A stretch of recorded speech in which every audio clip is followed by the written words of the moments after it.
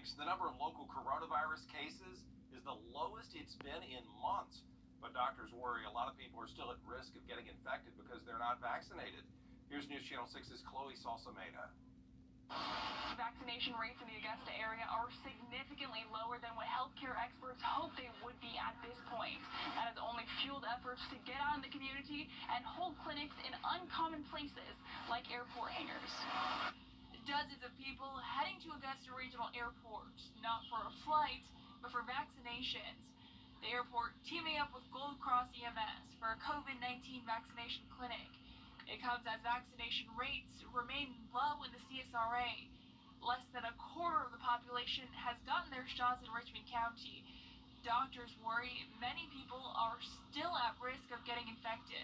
Our vaccination numbers are below what they should be. They really are not where they need to be. And unfortunately, as we see the numbers decline like this, then people perceive that the threat is gone. The threat is not gone.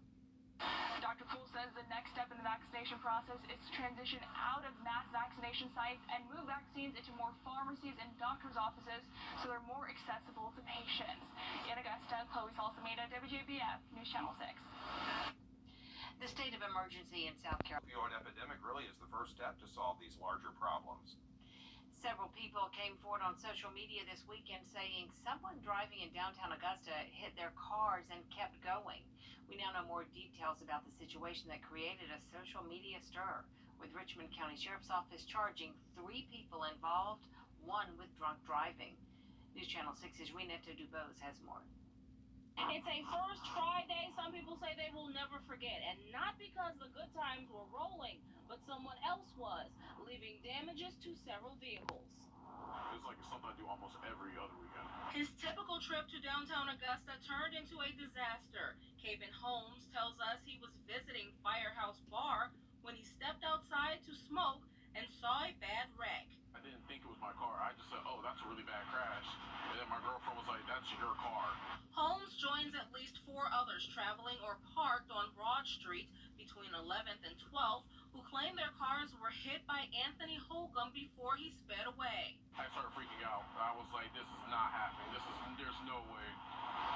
And I saw the dude like get out of the car and immediately like throw his hands up because everyone was just like yelling at him. News Channel 6 learned from this incident report that the mayhem started on the 1200 block of Broad, where the driver of a white Jeep Patriot improperly turned into the path of another car trying to park. While stopped and trying to sort out that incident, the Jeep passenger Anthony Holcomb moved into the driver's seat and drove away. That's when police say he came in contact with a car making an improper turn on 11th and Broad, also trying to park. That crash led to Holcomb hitting Caven Holmes' green Kia Soul, which went spinning and hit 3 more cars in the median parking area. When I tried to go talk to the cops and the people who hit my car, one of the cops told me I needed to walk away before he made my night worse than it already was. Holmes says he wanted Holcomb arrested that night.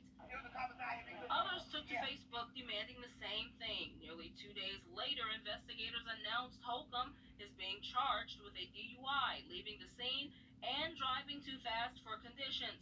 We checked in with an Augusta attorney to see what could happen if each victim takes the case to court. One jury might think that vehicle 2 is 100% at fault, and vehicle 1 therefore is 0% at fault. But a whole other jury might think that V2 is only 80% at fault, and V1, the driver of V1 would therefore be 20% at fault. Investigators say Holcomb is set to appear in court, and at that time, he will be fingerprinted and photographed. In Augusta, Renetta Dubose, WJBF News Channel 6. Still ahead, a new museum to